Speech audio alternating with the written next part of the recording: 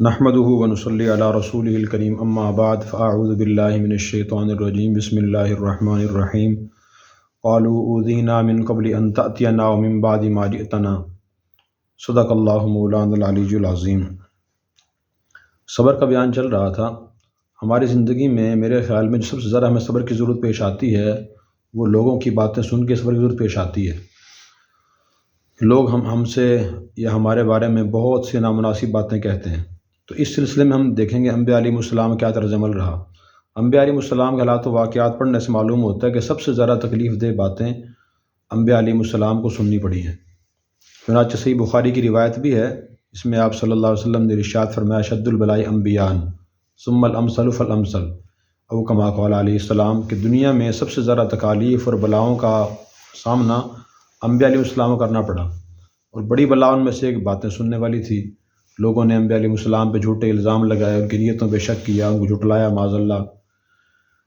ترتیب سے اگر دیکھیں تو حضرت نوح علیہ السلام کو دیکھیں، انہوں نے 950 سال اپنی قوم کو تبلیغ کی ہے، لیکن جب لوگ ان کے پاس سے گزرتے تھے تو اپنے چہرے ڈھانپ لیتے تھے، کانوں میں انگلیاں ڈال لیتے تھے کہ ہمیں آپ کی بات سننے کی ضرورت نہیں ہے، ہمیں نہ سنائیں۔ حالانکہ اللہ کے نبی ان کے فائدے کی باتیں ان کو سنایا کرتے تھے، اللہ کا پیغام پہنچاتے تھے، کوئی نامناسب بات نہیں کہتے تھے۔ نبی پیچھے پیچھے، وہ لوگ آگے آگے۔ اس کے بعد پھر ہم دیکھیں سب سے زیادہ میرے خیال میں جو ان کے بعد تکالیف کا سامنا کرنا پڑا وہ موسیٰ علیہ السلام تھے۔ موسیٰ علیہ السلام بنی اسرائیل کو فرعون کے غلامی سے نجات دلانے کے لیے تشریف لائے تھے، اور وہ کوشش فرماتے رہے پہلے کہ اس طرح غلامی سے نجات مل جائے، تو لیکن بنی اسرائیل نے ان سے کہا اوذینا من قبل ان تأتینا من بعد ما جئتنا، کہ آپ کے آنے کا ہمیں کوئی فائدہ نہیں ہوا، آپ کے آنے سے پہلے بھی ہم تکالیف میں مبتلا تھے اور ابھی پریشانی میں مبتلا ہیں۔ انہی کی محنت سے اللہ تعالیٰ نے فرعونی غلامی سے نجات دلائی۔ جب وہاں سے نجات دلا کے وہ بحر کلزم انہوں نے عبور کیا، تو اس کے بعد پھر سب چیزیں آنکھوں سے انہوں نے دیکھ بھی لی کہ اللہ تعالیٰ نے موسیٰ علیہ السلام کی برکت سے اور ان کے معجزے سے دریا میں ہمارے راستے بنائے، ہم نے دریا عبور کر لیا، قوم فرعون وہیں ہمارے سامنے غرق ہو گئی، فرعون غرق ہو گیا۔ تو اس کے بعد پھر جب باہر نکلے تو انہوں نے دیکھا کہ کچھ لوگ بچھڑے کی عبادت کر رہے تھے، تو کہنے لگے اجعل لنا الہا کما لہم آلہہ، اے موسیٰ ایسے ان کا یہ بچھڑا خدا ہے، ایک ہمیں ایسا خدا بنا دیجئے۔ پھر موسیٰ علیہ السلام نے ان کو سمجھایا۔ پھر اس کے بعد آگے چلے تو اللہ تعالیٰ نے موسیٰ علیہ السلام سے فرمایا کہ ان کو لے کے آپ ملک شام جائیں، اور قوم عمالقہ تمہارے علاقے پہ قابض ہے، تم ان سے جہاد کریں تو اللہ تعالیٰ تمہیں فتح عطا فرمائیں گے اور تم وہاں جائیں۔ اس سے پہلے موسیٰ علیہ السلام نے بنی اسرائیل کے 12 سمجھدار سرداروں کو بھیجا کہ تم جاؤ، جا کر ملک شام کے حالات معلوم کر کے مجھے بتانا۔ وہ لوگ گئے اور انہوں نے تاکید فرمائی کہ وہاں کے حالات صرف مجھے بتانا، قوم کو نہ بتانا۔ انہوں نے کہا ٹھیک ہے۔ جب وہ وہاں گئے، جا کر انہوں نے دیکھا وہاں قوم عمالقہ قابض تھی، ان کی حکومت تھی، اور ان کے بہت اونچے اونچے لمبے قد تھے، طاقتور صحت مند لوگ تھے۔ تو انہوں نے موسیٰ علیہ السلام کی نصیحت کا خیال نہ رکھا اور قوم کو بتا دیا۔ تو قوم نے کہا جی اذهب انت وربک فقاتلا انا ہاہنا قاعدون، اے موسیٰ آپ اور آپ کا رب جا کے لڑیں، ہم تو یہاں بیٹھے ہیں، ہم نہیں جائیں گے، اور اس وقت تک داخل نہیں ہوں گے جب تک وہ قوم خود باہر نہ نکل جائے۔ موسیٰ علیہ السلام نے سمجھایا کہ اللہ تعالیٰ نے تمہارا لکھ دی ہے زمین، وہ تمہیں فتح حاصل ہوگی، تمہیں شکست نہیں ہوگی۔ انہوں نے کہا نہیں، ہمارا تو یہی جواب ہے کہ آپ اور آپ کا رب جا کے لڑیں، ہم تو یہیں بیٹھے ہیں۔ پھر اللہ تعالیٰ نے وادی تیہ میں ان کو قید فرما دیا۔ پھر اس کے بعد انہوں نے کہا موسیٰ ہمارے پاس پینے کے لیے پانی نہیں ہے، کھانے کی کوئی چیز نہیں ہے، دھوپ کی وجہ سے ہم بہت پریشان ہیں۔ تو موسیٰ علیہ السلام پھر ان کے لیے دعا کی کہ اللہ ان چیزوں کا انتظام فرما دیجئے۔ اللہ تعالیٰ نے بادل کا سایہ فرما دیا، پتھر سے پانی کے چشمے جاری فرما دیے، من و سلوہ ان کے لیے آتا رہا۔ اللہ تعالیٰ کا بھی صبر دیکھیں، اتنی نافرمان قوم، نبی کی نافرمان، اللہ کی نافرمان، ان سب چیزوں کو برداشت کرتے ہوئے ان کو ان چیزوں نعمتوں سے نواز بھی دیا گیا۔ اسی طرح اور بھی موسیٰ علیہ السلام کی زندگی کے بہت واقعے۔ جب موسیٰ علیہ السلام پھر تورات لے کر تشریف لائے، انہوں نے کہا جی اللہ تعالیٰ سے کہیں میں کوئی کتاب دے، اس کے مطابق زندگی گزاریں گے۔ موسیٰ علیہ السلام نے فرمایا کہ مجھے معلوم ہے کہ تم نے عمل نہیں کرنا۔ انہوں نے کہا کہ نہیں جی، آپ اللہ تعالیٰ سے کہیں کتاب دیں۔ موسیٰ علیہ السلام نے اللہ تعالیٰ سے دعا کی تو اللہ تعالیٰ نے فرمایا وعدنا موسیٰ 30 لیلہ، وَأَتْمَمْنَاهَا بِعَشْرٍ فَتَمَّ مِيقَاتُ رَبِّهِ 40 لَيْلَةً۔ موسیٰ علیہ السلام کو اللہ نے فرمایا کہ آپ کوہ طور پہ تشریف لے آئیں، وہاں 30 دن رات میری عبادت کریں اور پھر میں آپ کو کتاب تورات دوں گا۔ موسیٰ علیہ السلام تشریف لے گئے، 30 دن وہاں عبادت کی، تو اللہ تعالیٰ نے فرمایا 10 دن اور عبادت کریں، 10 دن مزید عبادت کی، اللہ تعالیٰ نے تورات عطا فرمائی۔ تو یہ لے کے قوم کے پاس تشریف لائے کہ یہ کتاب تورات، اور کتاب تورات تختیوں پہ لکھی ہوئی تھی، اور آسمانی سب سے تفصیلی کتاب اور لمبی کتاب ہوئی تھی۔ ٹھیک ہے، لائے قوم کو پیش کی، تو قوم نے کہا جی ہمیں کیا پتہ ہے کہ یہ اللہ تعالیٰ نے کتاب دی ہے یا آپ خود کہیں سے اٹھا کے لے آئیں۔ اچھا بھئی آپ کو کیسے یقین آئے گا؟ اللہ کے پیغمبر کو دیکھ کہہ رہے ہیں، بچپن شروع سے دیکھ رہے ہیں کہ پیغمبر سچے ہیں، بالکل با کردار ہیں، صادق اور امین ہیں، بالکل، ان کو کہہ رہے ہیں ہمیں آپ پہ اعتماد نہیں ہے۔ اچھا بھی کیسے اعتماد آئے گا؟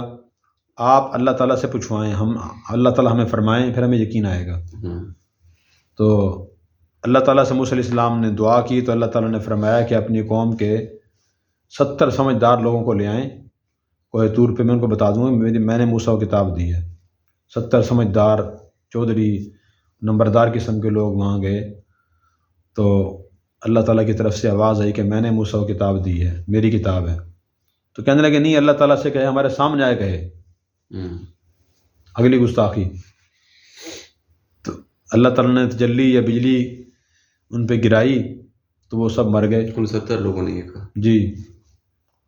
تو پھر موسیٰ علیہ السلام نے اللہ تعالیٰ سے دعا کی کہ یا اللہ اتہلکنا ما فعل السفہاء منا، چند بیوقوف لوگوں نے یہ بیوقوفی کی ہے، ان کو زندہ فرما دیجئے، ورنہ قوم کے لوگ پھر کہیں گے تم نے خود مارا ہے موسیٰ کو۔ تو پھر اللہ تعالیٰ نے زندہ فرما دیا۔ پھر موسیٰ علیہ السلام نے پوچھا کہ اب آپ کو یقین آ گیا کہ واقعی اللہ کی کتاب ہے یہ؟ انہوں نے کہا جی یقین آ گیا، اب جا کے لوگوں کو بتاؤ گے؟ جی جا کے بتائیں گے۔ پھر قوم کے پاس گئے، قوم نے پوچھا کہ بتائیں اللہ تعالیٰ نے کیا فرمایا؟ انہوں نے کہا جی اللہ تعالیٰ نے فرمایا کہ تورات کتاب تو میری ہے، لیکن اس میں کچھ احکام مشکل بھی ہیں اور کوئی آسان بھی ہیں، جو آسان احکام پہ عمل کر لینا اور مشکل کو چھوڑ دینا۔ اپنی طرف سے بات کو پھر اضافہ کر دیا۔ تو بہت سے واقعات پیش آئے، گائے کا واقعہ پیش آیا کہ اللہ تعالیٰ نے فرمایا کہ اذبحوا بقرہ، گائے ذبح کرو۔ تو انہوں نے پوچھا کہ یہ موسیٰ مذاق کر رہے ہیں ہم سے؟ تو گائے ذبح کرنے کا مردے کے زندہ ہونے سے کیا تعلق ہے؟ تو موسیٰ علیہ السلام نے فرمایا کہ اعوذ باللہ ان اکون من الجاہلین، مذاق تو جاہل لوگ کرتے ہیں، میں اللہ کی پناہ مانگتا ہوں، میں کوئی جاہل تھوڑی ہوں میں مذاق کروں گا۔ پھر اس کے بعد انہوں نے کہا جی اس کا رنگ بتائیں، اس کی عمر بتائیں، صفات بتائیں، گائے کیسی ہو، خاص قسم کی گائے ہوگی وہ تو جس کا کوئی عضو لگانے سے مردہ زندہ ہو کے بتائے گا کہ فلاں میرا قاتل ہے۔ تو اللہ کے نبی کا صبر دیکھیں کتنا صبر تھا، جبکہ ایک عام معاشرے میں تھوڑا سا معزز آدمی ہو، خوشحال ہو، وہ ان باتوں کو انتہائی ناپسند سمجھتا ہے۔ اگر اس سے کوئی بات ایسی کہہ دے تو آدمی زندگی بھر ناراض ہو جاتا ہے، بھی آپ کو تو بات کرنے کا سلیقہ ہی نہیں ہے، آپ کو تو پتہ ہی نہیں کہ بات کس سے کر رہا ہوں میں۔ ذہن میں بات آتی ہے نا ہمارے کہ آپ کو یہ پتہ نہیں کہ بات کس سے کر رہا ہوں میں۔ تو اللہ کے نبی سب سے اونچا مقام رکھتے ہیں اللہ کے بعد، تو ان کا طرز عمل پھر بھی یہ تھا۔ نبی کریم صلی اللہ علیہ وسلم کو دیکھیں، آپ کا طرز عمل بھی ایسا ہی تھا۔ مکۃ المکرمہ میں آپ کو معاذ اللہ جادوگر کہا گیا، کاہن کہا گیا، اور لوگوں میں تفریق ڈالنے والا کہا گیا۔ حج کے موقع پر وہ لوگوں کو بٹھا رہتے تھے قریش کے لوگ مکہ کے راستوں پہ کہ جب بھی کوئی شخص مکہ میں داخل ہو حج کے لیے، قافلہ داخل ہو، تو انہیں کہنا محمد نامی شخص، ان سے بچ کے رہنا، وہ جادو کرتے ہیں معاذ اللہ، اور جس پہ جادو کرتے ہیں وہ انہی کا ہو جاتا ہے، سب کو بھول جاتا ہے وہ۔ حضرت طفیل بن عمرو دوسی رضی اللہ تعالیٰ عنہ صحابی ہیں، جب وہ مکہ میں داخل ہوئے حج کے لیے تو ان کو بھی یہی کہا گیا کہ آپ مکہ میں داخل ہو کے محمد نامی شخص سے بچنا، اگر آپ نے ان کی بات سن لی تو آپ پہ جادو ہو جائے گا۔ حضرت طفیل فرماتے ہیں کہ میں نے پھر روئی لی، اپنے کانوں میں ڈال لی تاکہ میں ان کی بات نہ سن سکوں، اتنا مجھے ڈرایا گیا، مجھے خوف زدہ کیا گیا۔ پھر میں طواف کر رہا تھا، میں نے طواف کرتے کرتے دیکھا کہ ایک بہت ہی خوبصورت نوجوان، اور ان کی طبیعت سے جن کے چہرے شرافت ٹپک رہی تھی، وہ عبادت کر رہے تھے۔ تو میں نے لوگوں سے پوچھا کہ یہ کون ہے؟ انہوں نے کہا ہوا یہی تو ہیں وہ جن سے آپ کو ڈرایا گیا ہے۔ حضرت طفیل فرماتے ہیں کہ میں نے دل میں سوچا کہ میں سمجھدار آدمی ہوں، سردار ہوں، میں بیوقوف تو نہیں ہوں، مجھے ان سے بات کرنی چاہیے، ان کی بات سننی چاہیے، اگر معقول بات ہوئی تو میں لے لوں گا، غیر معقول بات ہوئی میں چھوڑ دوں گا۔ چنانچہ وہ فرماتے ہیں کہ پھر میں نبی کریم صلی اللہ علیہ وسلم کے پاس آیا میں نے روئی کانوں سے نکال دی اور میں نے پوچھا کہ آپ محمد ہیں؟ تو انہوں نے فرمایا کہ میں محمد ہوں۔ پھر پوچھا کہ آپ کا پیغام کیا ہے؟ تو انہوں نے جواب دیا کہ الحمد للہ نحمدہ ونستعینہ ونؤمن بہ ونتوکل علیہ ونعوذ باللہ من شرور انفسنا ومن سیئات اعمالنا من یہدہ اللہ فلا مضل لہ ومن یضلل فلا ہادی لہ۔ یہ خطبہ آپ نے میرے سامنے پڑھا، عربی جانتے تھے وہ، تو وہ فرماتے ہیں کہ میرے دل میں خیال آیا کہ یہ تو عربی ہم بچپن سے سنتے اور بولتے آ رہے ہیں، لیکن ایسا کلام میں نے نہیں سنا، یہ تو بڑا مؤثر اور عجیب کلام ہے اور بہت اچھا پیغام ہے اس کے اندر۔ تو اس خطبے نے میرے دل میں اثر کیا اور میں نے پھر آپ سے کہا کہ آپ مجھے کلمہ پڑھائیے اور اپنی بیعت فرمائیے، چنانچہ میں مسلمان ہو گیا۔ طائف کا واقعہ ہمارے سامنے ہے، آپ طائف تشریف لے گئے، آپ 3 سرداروں سے ملے اور اس لیے ملے کہ کہا جاتا ہے الناس علی دین ملوکہم، لوگ اپنے بادشاہوں کے طریقے پہ چلتے ہیں، تو آپ کے ذہن میں خیال یہ تھا اگر یہ 3 سردار مسلمان ہو گئے تو پورا طائف مسلمان ہو جائے گا، اور سردار سمجھدار لوگ ہوتے ہیں، معقول بات کو لیتے ہیں، بات وجہ سنتے ہیں۔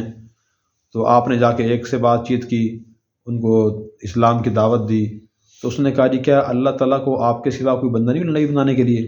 معاذ اللہ، اللہ کہ آپ میں کس چیز کی کمی تھی؟ یہ تو بظاہر کس چیز کی کمی ہوتی، آپ نابینا ہوتے، ایک آنکھ نہ ہوتی، ایک ٹانگ نہ ہوتی، ایک پاؤں نہ ہوتا، آپ کا قد چھوٹا ہوتا، بدصورت ہوتے، پھر تو یہ بات کہنے کا جواز تھا۔ اس نے کہا جی اللہ کو آپ کے علاوہ نبی نہیں ملا، کن تکلیف دہ بات۔ دوسرے سے ملے تو اس نے کہا کہ جی کہ میں آپ سے بات کرنا پسند نہیں کرتا، میں اس لائق سمجھتا نہیں آپ کے بات کروں آپ سے، اور تیسرے نے بھی ایسے ہی جواب دیا۔ تو اس نے کہا کہ تیسرے نے کہا اگر آپ اللہ کے نبی ہیں، آپ کو جھٹلانا پھر تو نقصان سے خالی نہیں ہے، اگر آپ جھوٹے ہیں تو بات نہیں کرنی چاہیے آپ سے۔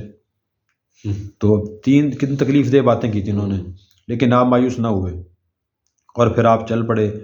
دوسری گستاخی انہوں نے یہ کی کہ آپ کے پیچھے بچے لگا دیے کہ پتھر ماریں، آپ کو پتھر مارے گئے، اتنے پتھر مارے گئے کہ آپ کے ٹانگوں سے، پاؤں مبارک سے خون جاری ہوا، جوتوں میں خون جم گیا۔ تو کن تکلیف دہ صورتحال تھی، آپ نے اس کو ہی برداشت فرمایا۔ مکہ المکرمہ میں دار الندوہ میں ہجرت سے پہلے آپ قتل کا مشورہ کیا گیا کہ آپ کو شہید کر دیا جائے، قصہ تمام ہو جائے۔ آپ کی بیٹیوں کو طلاقیں دلوا دی گئی، اسی طرح آپ کا بیٹے فوت ہوئے تو ان کے بارے میں کہا گیا کہ جن کی تو نسل ختم ہو جائے گی، آدمی کی نسل چلتی، پیغام چلتا ہی نرینہ اولاد سے ہے، نرینہ اولاد ان کی زندہ نہیں رہتی، اس نسل ختم ہو جائے گی ان کی، آپ ذرا ٹینشن نہ لیں۔ آپ مدینہ تشریف لے گئے، آگے وہاں منافقین سابقہ پڑ گیا، قرآن کریم سارا منافقوں کی گستاخیوں سے بھرا پڑا ہے۔ اللہ تبارک و تعالیٰ نے صدقہ خیرات کی ترغیب کا حکم فرمایا کہ آپ مسلمانوں کو ترغیب صدقہ خیرات دیں، وہ تو یہودیوں نے کہا کہ ان اللہ فقیر و نحن اغنیاء، اللہ تعالیٰ فقیر ہو گئے ہیں معاذ اللہ، ہم مالدار ہیں، اللہ تعالیٰ ہم سے صدقہ خیرات مانگتے ہیں۔ تو یہ آپ نے سنا اور برداشت فرمایا اسے۔ ایک مرتبہ خیبر کے ایک عورت نے آپ کی دعوت کی، آپ کو گوشت میں زہر ملا کے دے دیا، آپ نے لقمہ کھایا اور چبایا نہ گیا آپ سے، پھر آپ نے باہر نکال دیا، پتہ چل گیا آپ کو فلاں یہودی عورت نے مجھے زہر دیا ہے، لیکن آپ نے اسے معاف فرما دیا۔ اسی طرح ایک غزوہ میں ایک مہاجر اور ایک انصاری کی کچھ لڑائی ہو گئی، تو عبداللہ بن ابی جو رئیس المنافقین تھا، تو اس نے پھر انصار مدینہ سے کہا کہ تم لوگوں کا یہ قصور ہے سارا، تم نے ان لوگوں کو اپنے ہاں ٹھکانہ دیا، پناہ دی، رہائش دی، کھانا دیا، مدد کی ہے، آج یہ تم ہی سے لڑتے ہیں۔ اور پھر اس نے کہا کہ اگر ہم یہاں سے مدینہ واپس چلے گئے لَنُخْرِجَنَّ الْأَعَزُّ مِنْهَا الْأَذَلَّ، کہ ہم ضرور معزز لوگ ان ذلیل لوگوں کو وہاں سے نکالیں گے معاذ اللہ۔ صحابہ کرام کو وہاں حضرت صلی اللہ علیہ وسلم مہاجرین کو انہوں نے ذلیل کہا۔ آپ صلی اللہ علیہ وسلم کو یہ اطلاع ملی اور پھر وحی بھی نازل ہو گئی، سورۃ منافقون نازل ہو گئی، اور آپ نے سب کچھ سن بھی لیا کہ واقعی سچی باتیں ہیں، تو پھر بھی آپ نے درگزر فرمایا۔ عبداللہ بن ابی کے بیٹے کا نام بھی عبداللہ تھا، وہ مخلص مسلمان تھے، تو انہوں نے پھر عرض کیا کہ یا رسول اللہ، والد کو میں قتل کر دوں؟ بلکہ مدینہ کے قریب جب قافلہ پہنچا تو وہ کھڑے ہو گئے باپ کا راستہ روک کے کہ میں تجھے قتل کروں گا، ورنہ پہلے یہ بتاؤ کہ ذلیل کون ہے اور معزز کون ہے، پہلے بتاؤ کہ آپ ذلیل ہو اور محمد صلی اللہ علیہ وسلم معزز ہیں، یہ اس کا الٹا بتائیں۔ تو حضور نے منع فرمایا کہ والد ہے، والد سے سلوک نہیں کرنا چاہیے۔ دیکھیں آپ کا سلوک کیا تھا۔ اس لیے ان تمام واقعات میں ہمارے لیے بڑا سبق ہے کہ ہم بھی لوگوں کی باتوں سے درگزر کریں، معاف کریں۔ قرآن کریم میں ہے کہ جب حضرت عائشہ رضی اللہ عنہا پہ منافقین نے تہمت لگائی تو ان تہمت لگانے والے منافقین اکثر منافقین تھے، کچھ بھولے مسلمان بھی اس میں شامل ہو گئے۔ ان میں ایک مستح نامی شخص بھی تھے جو ابوبکر رضی اللہ عنہ کے رشتہ دار تھے اور آپ ان کی مالی مدد فرمایا کرتے تھے۔ جب آپ کو یہ پتہ چلا کہ یہ بھی میری بیٹی کے تہمت میں شامل ہیں تو ان کو بڑا افسوس ہوا اور قسم اٹھا لی کہ میں آئندہ کبھی اس شخص کی امداد نہیں کروں گا۔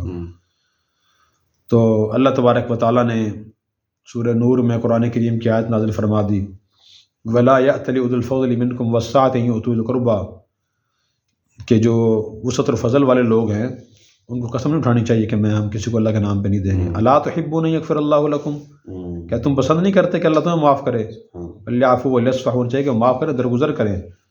جب یہ آیت سنی ابوبکر رضی اللہ عنہ نے فرمایا کہ بلا یا ربی، کیوں نہیں ہے میرے رب، ہم تو چاہتے ہیں کہ ہم لوگوں کو معاف کریں، اللہ تعالیٰ ہمیں معاف کر دیں۔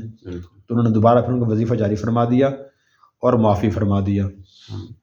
نبی کریم صلی اللہ علیہ وسلم کے ارشاد ہے، اس لیے آپ نے ارشاد فرمایا کہ المؤمن الذی یخالط الناس ویصبر علی آذاہم، وہ مومن جو لوگوں سے مل جل کے رہتا ہے اور ان کی طرف سے پہنچنے والی تکالیف کو برداشت کرتا ہے، خیر من الذی لا یخالط الناس ولا یصبر علی آذاہم، ان مومنوں سے یا اس مومن سے بہتر ہے جو الگ تھلگ رہتا ہے، لوگوں کی تکلیفیں برداشت نہیں کرتا۔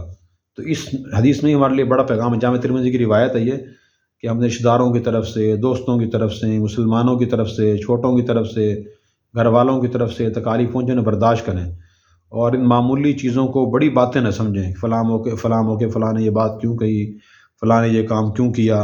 اور انبیاء علیہ السلام کا بھی یہی طریقہ تھا کہ وہ لوگوں کے درمیان رہتے تھے اور وہ معاف کر دیا کرتے تھے۔ حضرت یوسف علیہ السلام کو بھائیوں کی طرف جو تکالیف پہنچی ہیں وہ بھی ہمارے سامنے ہیں۔ اسی طرح موسیٰ علیہ السلام واقعہ اور میرے ذہن میں آ گیا، سورہ احزاب کے آخر رکوع میں ہے کہ موسیٰ علیہ السلام نے زمانے میں شرم و حیا کے تقاضے کے مطابق تنہائی میں غسل فرمایا کرتے تھے۔ دوسرے لوگ ان کے زمانے میں سب کے سامنے ننگے نہا لیا کرتے تھے، تو موسیٰ علیہ السلام سے کہتے کہ آپ ہمارے سامنے ننگے کیوں نہیں نہاتے؟ تو موسیٰ علیہ السلام فرماتے مجھے شرم آتی ہے، حیا آتی ہے مجھے۔ تو وہ لوگ کہتے نہیں، اس میں شرم و حیا والی کون سی بات، سب لوگ نہا رہے ہیں ایسے، آپ بھی نہا لیا کریں۔ تو اللہ کے نبی کے اندر تو قدرتی طور پہ شرم و حیا ہوتی ہے، فطری طور پہ، اور بچپن سے ان کے سارے اعمال اخلاق فطرت کے مطابق ہوتے ہیں۔ تو انہوں نے کہا کہ نہیں موسیٰ کوئی بات ہے۔ جب بھی موسیٰ علیہ السلام غسل فرماتے وہ تنگ کرتے کہ وہ بات ہے، آپ کے سطر والے حصے میں کوئی تو بیماری ہے، برس کی بیماری ہے، کوئی داغ ہے، یا کوئی اور سطر والے حصے میں بیماری ہے جس کو ہم سے چھپانا چاہتے ہیں آپ، تاکہ لوگوں کو نظر نہ آئے۔ موسیٰ علیہ السلام فرماتے کہ نہیں ایسی کوئی بات نہیں ہے۔ وہ کہتے ہیں نہیں پھر آپ سب کے سامنے کیوں نہیں نہاتے؟ تو ایک مرتبہ موسیٰ علیہ السلام تنہائی میں غسل فرما رہے تھے، کپڑے پتھر پہ رکھے ہوئے تھے، جیسے غسل سے فارغ ہوئے اور کپڑے پہننے لگے تو پتھر چل پڑا اور وہ موسیٰ علیہ السلام پیچھے دوڑتے رہے ننگے، پھر لاٹھیاں سائی مارا، یا حجر صوبی یا حجر صوبی، ہے پتھر ہے میرے کپڑے دے، ٹھہر جاؤ۔ پتھر چلتا رہا اور جہاں وہ قوم کے سردار لوگ بیٹھے ہوئے تھے وہاں جا کے ٹھہر گیا۔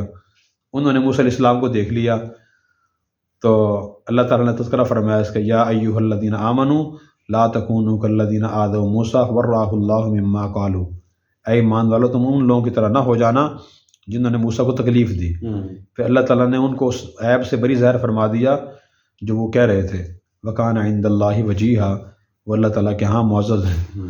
تو اس میں بھی سبق ہے ہمارے لیے، ہم بھی کوشش کریں کہ ہم منافقین، مشرکین اور اللہ کے نافرمانوں کی طرح لوگوں کو تکلیف نہ پہنچائیں، نہ کسی پہ الزام تراشی کریں، نہ کسی کا دل دکھائیں۔ آپ نے ارشاد فرمایا المسلم من سلم المسلمون من لسانی ویدی، کہ مسلمان وہی ہے جس کی زبان اور ہاتھ کی تکالیف دوسرے مسلمان محفوظ رہیں۔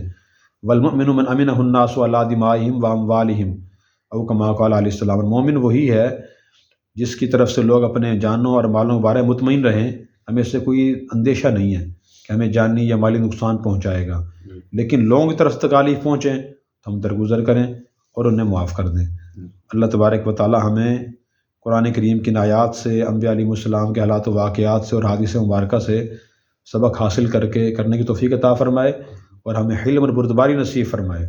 آخری دعا مجھے یاد آ گئی، مفتی صاحب فرماتے تھے، ہمیں بڑی پیاری دعا ہے وہ، انہوں فرماتے تھے کہ نبی کریم صلی اللہ علیہ وسلم کی دعا ہے، اللہم اکرمنی بالعلم وزینی بالحلم، اے اللہ مجھے عزت عطا فرمائیے علم کی وجہ سے، اور مجھے حلم عطا فرمائے، مجھے حلم سے زینت عطا فرمائیے۔ تو یہ فرماتے تھے کہ علم کی جو زینت اور خوبصورتی ہے وہ حلم سے ہے، برداشت سے ہے۔ اب میں صرف یہ قرآن کریم اور حدیث سے اور انبیاء علیہ السلام کے کچھ واقعات ذکر کیے ہیں، اس کے علاوہ جو ائمہ کے، ہمارے سلف صالحین کے جو واقعات ہیں وہ تو بہت زیادہ ہیں۔ شاید میں نے پہلے بھی عرض کیا تھا امام صاحب کا واقعہ، ایک آدمی مسئلہ پوچھنے کو ان سے آیا اور 3 مرتبہ نہیں عرض کیا میں، امام ابو حنیفہ رحمۃ اللہ علیہ کا واقعہ۔ نہیں، امام ابو حنیفہ رحمۃ اللہ علیہ کا معمول یہ تھا کہ وہ فجر کی نماز کے بعد سے ظہر کی نماز تک طلباء کو علم سکھاتے تھے، اور ظہر کے بعد سے عصر تک ان کا معمول یہ تھا کہ وہ آرام فرماتے تھے، اور 24 گھنٹے میں یہی وقت آرام فرمانے کا تھا۔